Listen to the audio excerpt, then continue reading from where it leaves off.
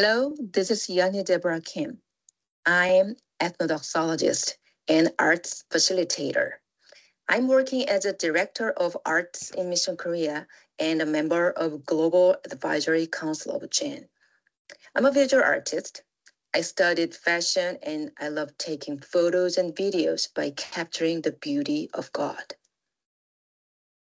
Arts in Mission Korea is a mission organization which mobilizes and trains and encourages Korean Christian artists to use their artistic talents for God's kingdom.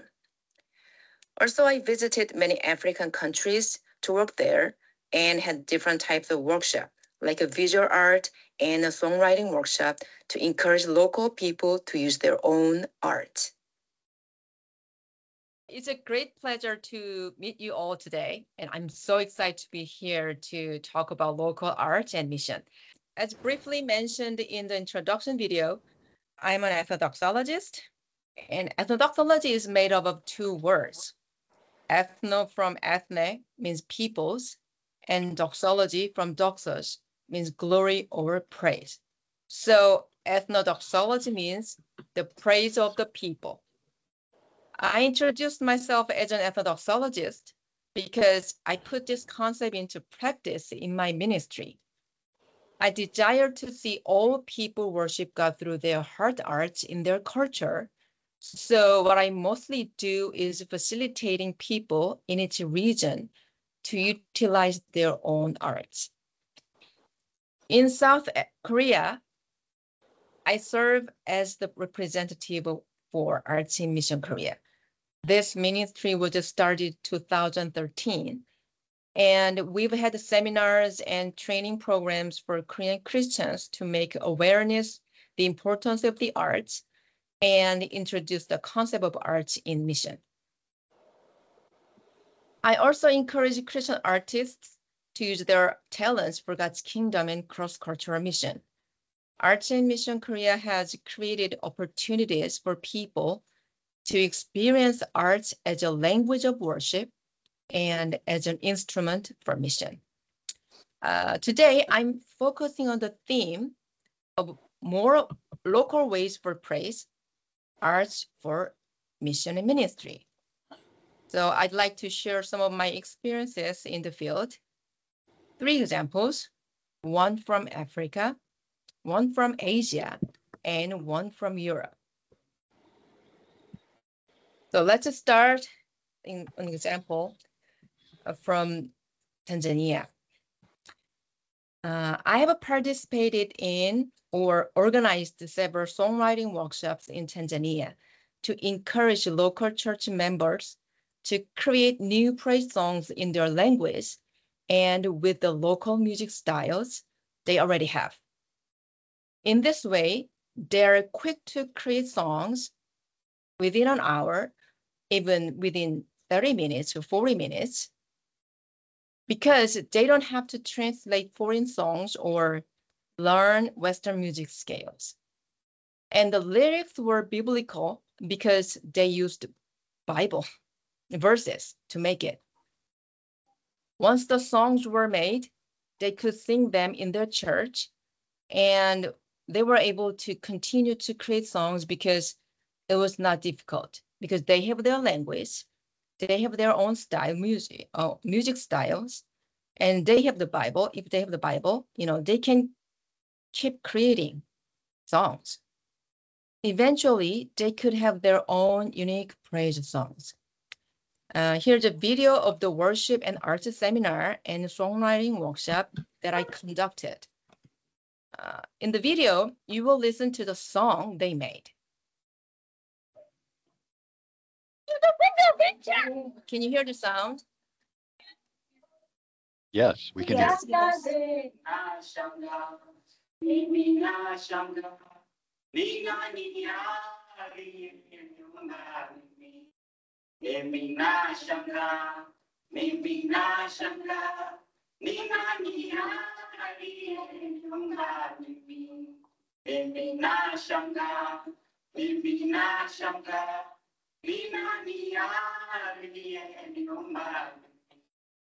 Akan banyak surang duri Akanipa na sauti nzuri, ni nani aliyeniumba? Akanipa na sura. Mama pakaimba. Sasa mimi nashindikana, sisi ambao sauti zetu huwa hazieleweki. Tucheke. Haleluya.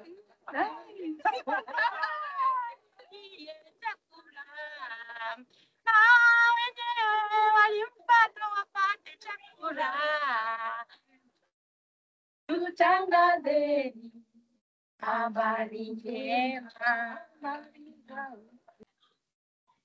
tutangazeni habari njema, matendo yake mema.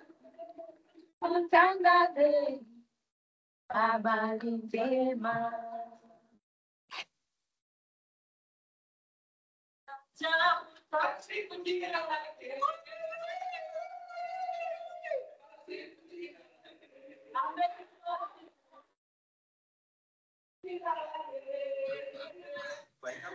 Zipo njia mbili hapa. Hii njia haijanyooka hii. Is a gap that will help you to go to the others.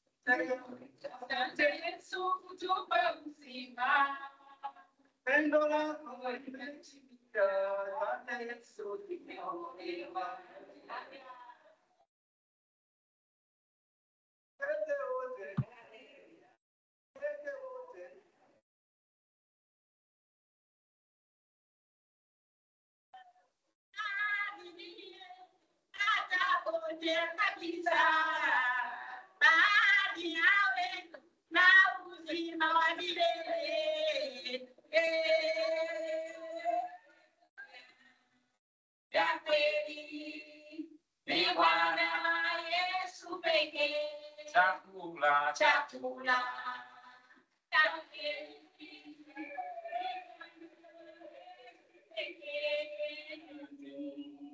Akanipata usizuri. Ni nani aliyeniumba mimi? Akanipata sura nzuri. Ni nani aliyeniumba mimi? Mimi nashangaa, mimi nashangaa. Ni nani aliyeniumba mimi? Tutangazeni habari njema.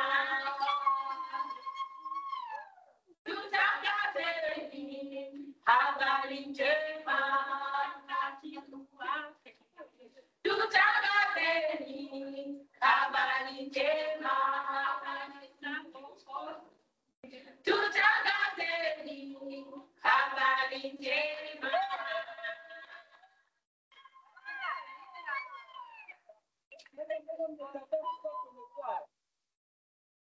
Yeah, as you watch the video, I hope you realize that their presentation became a worship. It was a new song, but they could engaged with the songs because they're familiar with the styles and they understand the lyrics. In addition to the songwriting workshops, I planned and led visual arts workshops often. And when I conduct art workshops in any region, I purposefully choose activities that use supplies easy to obtain locally. I mean, materials with the characteristics of the local culture. It's because it invites creativity.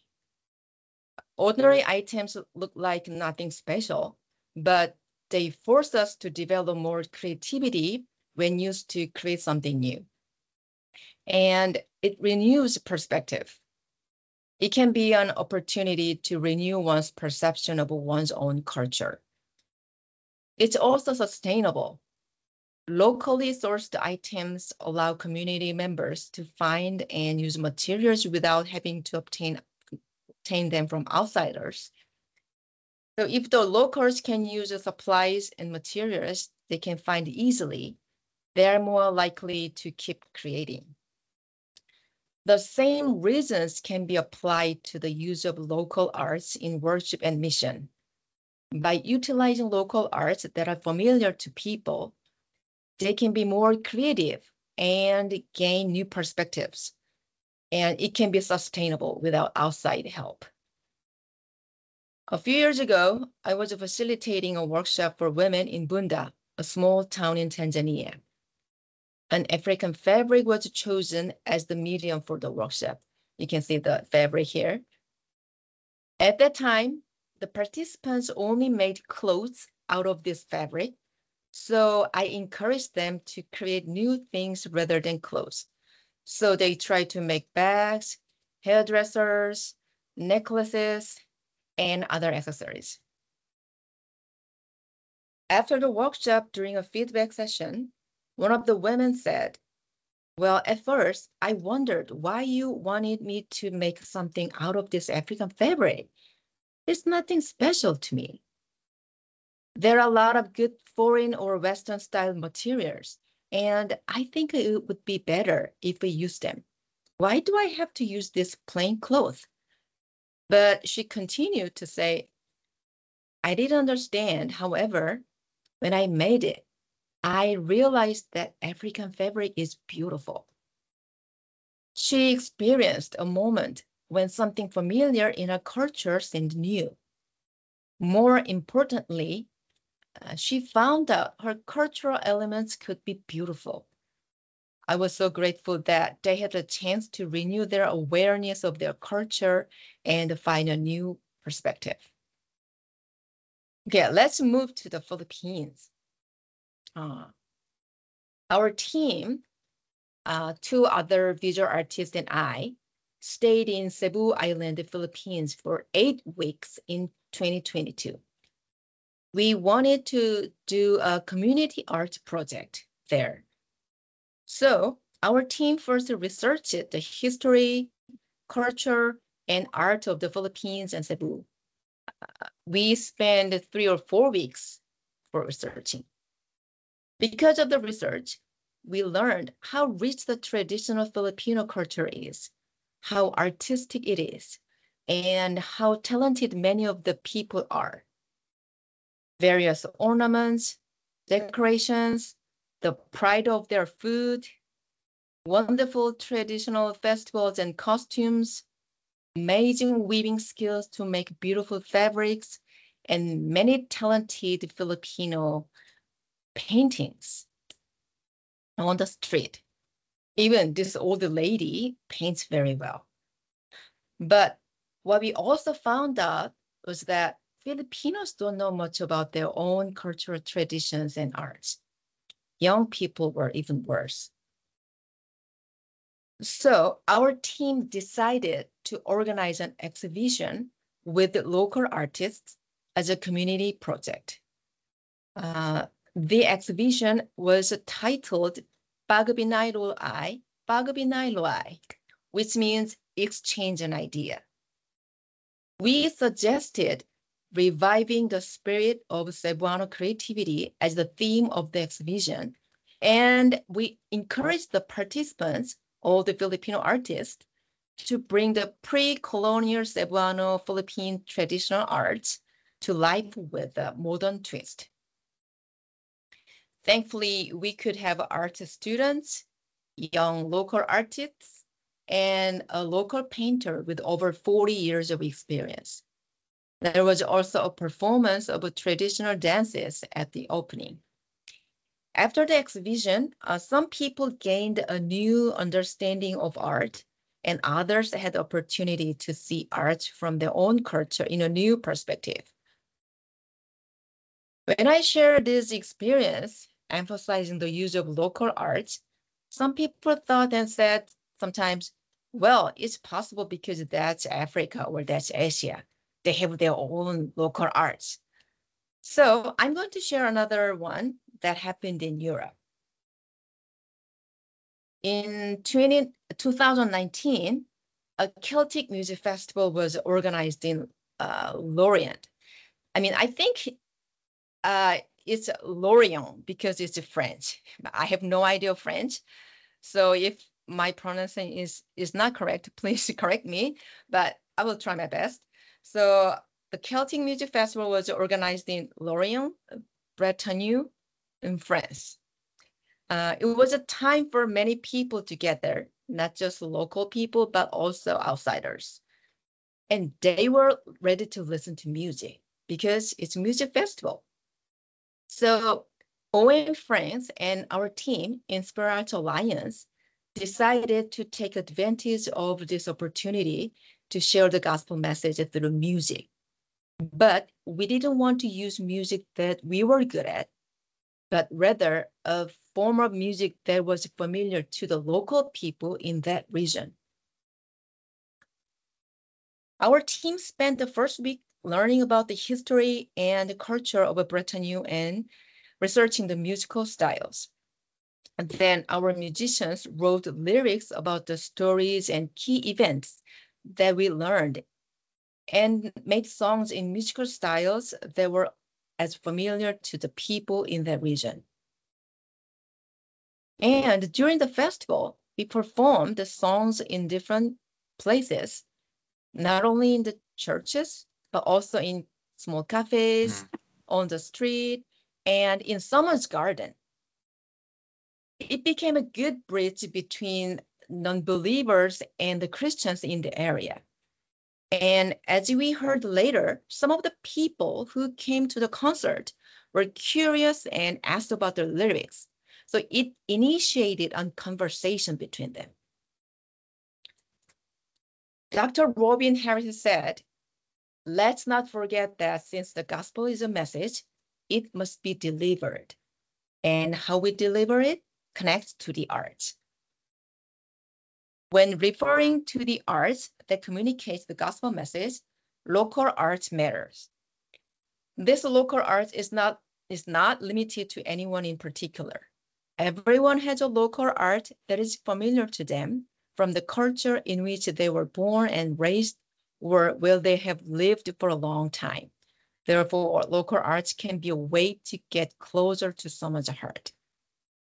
So local arts matter because they can be heart arts for local people.